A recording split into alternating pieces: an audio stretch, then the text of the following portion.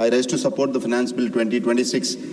Madam, I do so as the member from Dakshina Kannada constituency that combines enterprise with patriotism, trade with service, and ambition with discipline. Madam, ours is a coastal district, a region that is always sworn by the idea of being Atmanirbhar and also putting the nation first. Madam, we understand that the first rule of nation building is strengthening its economy. Madam, the strong nation needs sound finances, steady reform, and a leadership that can think beyond the next election. Ma'am, this is precisely the reason why I say that this bill deserves the support of this House. The economic direction of this government led by Honorable Prime Minister Shri Narendra Modi ji and under our Finance Minister Nirmala Sitharaman has been very clear. That is, grow but grow responsibly, reform but reform with purpose, invest in the future but not at the cost of fiscal control. Madam, our budget exactly does this.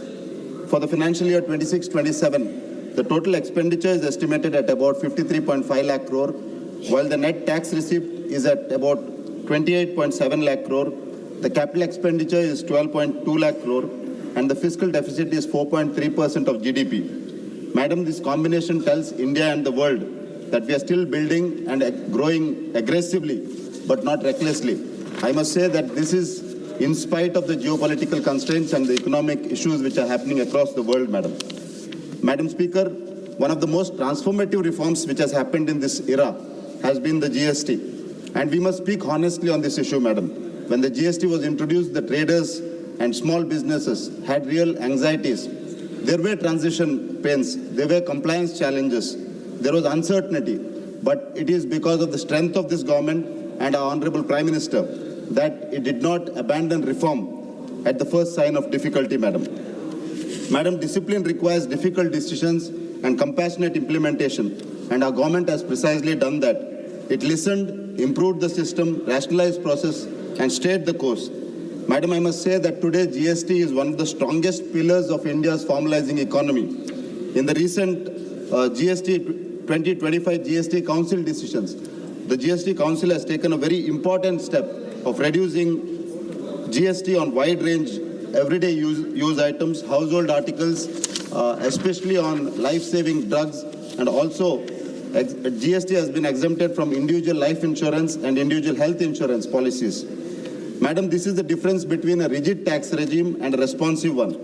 Our government under Honorable Prime Minister Shri Narendra Modi ji has always has taken decision which is evolved in favor of ordinary Indians, Madam.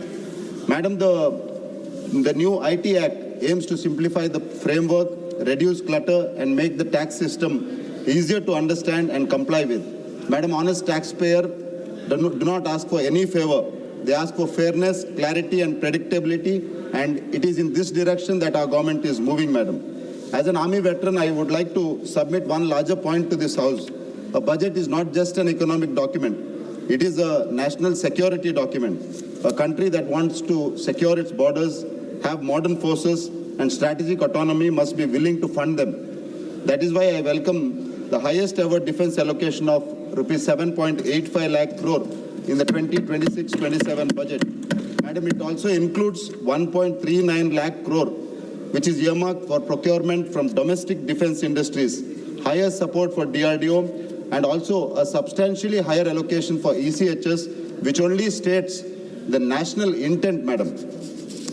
The use of Made in India equipment during Operation Sindoor has strengthened India's global reputation, as highlighted by our Honorable Raksha Mantri ji. Madam, he specifically referred to the indigenous systems like Akash, BrahMos, and Akash Tir.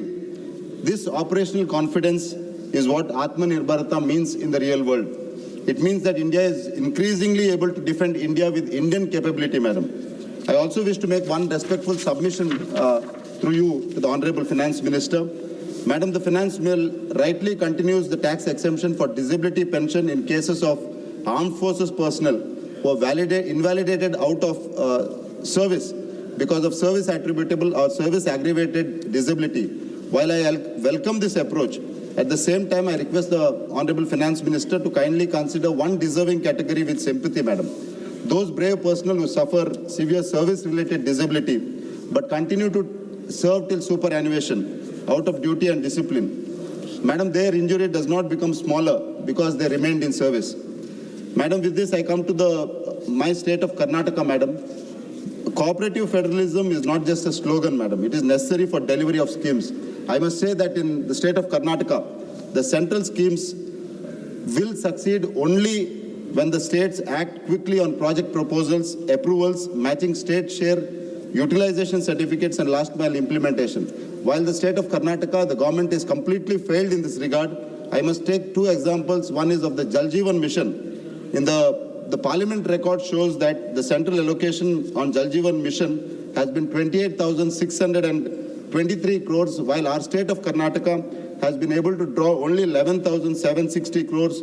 And this is because of the lackadaisical attitude of our state of government, Karnataka state government, ma'am, which is delayed submission of proposal and also delayed submission of required documents as per guidelines. There's another example, madam, the Pradhan Mantri Awas Yojana Urban and the Pradhan Mantri Awas Yojana Urban 2.0. Madam, this scheme is demand driven. The beneficiary selection is done by the state. The project planning and execution is done by the state. There's a state level committee which is headed by the chief secretary. But I must say the Karnataka government is failed in this regard to implement central scheme because of poor planning and not proper implementation. My submission is simple, madam. The state government, when a state government delays, coordinates poorly and responds weakly, it is the poor people and the poor families who suffer. I hope the Karnataka government will rise above state politics, petty politics, and cooperate in implementation of the central schemes, and we march towards a Vikasit Bharat, madam.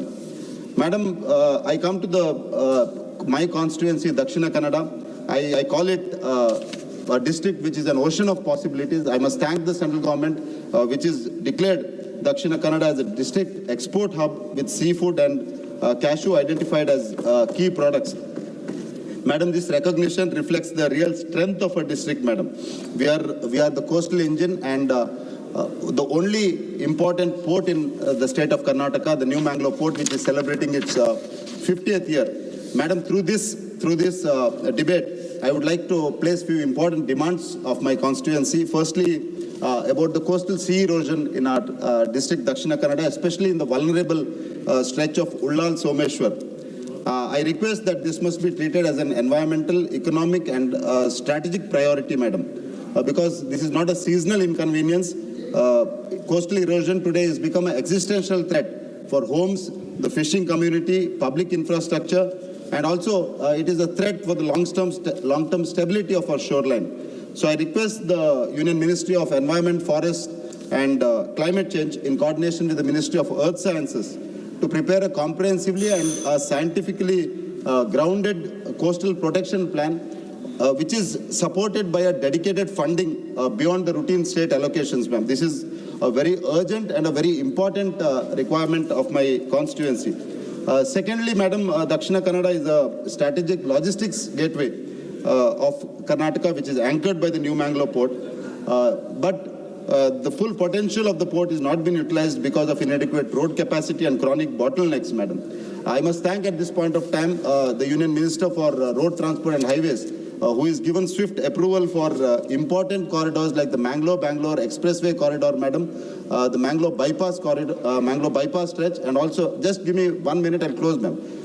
And also the important, the port connectivity stretch, which was under New Mangalore Port Road Corporation, which is today transferred to the NHA, and also DPR in that regard is happening. And also the upgradation of this stretch. I must also thank the Railway Minister who has given approval to prepare a DPR on the Shiradi Ghat stretch for the Hassan-Mangalore rail line, which will also ensure that the freight movement and passenger movement happens, ma'am. Ma'am, I only request that these DPRs move swiftly and it comes to an execution phase so that our region can contribute towards Prime Minister Narendra Modi ji's Vikasit Bharat. One last point, ma'am, the new proposal of the city economic region, I must thank the Honorable Finance Minister for conceptualizing such a wonderful scheme. I feel Mangalore becomes the natural contender. And the last point, ma'am, the Konkan Railway, which requires structural attention. I must place on record that the Honorable Railway Minister has shown the intent and also acknowledged the fact that the Konkan Railway is not developed because of the structural problems it has. I must say that It was during George Fernandez, the Konkan Railway was conceptualized and executed, ma'am. And our Honorable Railway Minister can take that legacy forward and ensure that the merger of Konkan Railway happens with Indian Railways. And I must also say that there is state share of Goa, Maharashtra and Karnataka in the Konkan Rail Corporation. ನಾನು ಈ ಸಂದರ್ಭದಲ್ಲಿ ಇಷ್ಟೇ ವಿನಂತಿ ಮಾಡೋದು, ರಾಜ್ಯ ಸರ್ಕಾರ ಇದರಲ್ಲಿ ರಾಜಕೀಯವನ್ನು ಮಾಡದೆ ತನ್ನ ಶೇರನ್ನು ಕೊಟ್ಟು ಮುಂದೆ ಬಂದು ಕರ್ನಾಟಕದ ಅಭಿವೃದ್ಧಿಯ ದೃಷ್ಟಿಯಿಂದ ಕೊಂಕಣ್ ರೈಲ್ವೆ ಮರ್ಜರ್ನಲ್ಲಿ ದೊಡ್ಡ ಪಾತ್ರವನ್ನು ವಹಿಸಬೇಕು ಅನ್ನೋಂಥ ವಿನಂತಿಯನ್ನು ಕೂಡ ಮಾಡ್ತಾ ಇದ್ದೇನೆ. ಕೊನೆಯದಾಗಿ ma'am, Honorable Prime Minister has given a direction to India. Finance Minister Nirmala Sitharaman has given that direction a fiscal shape. Now it is our duty to ensure that this growth reaches every honest citizen who wants to rise with this nation. With this, ma'am, I want to support this Finance Bill 2026 wholeheartedly. Jai Hind, ma'am.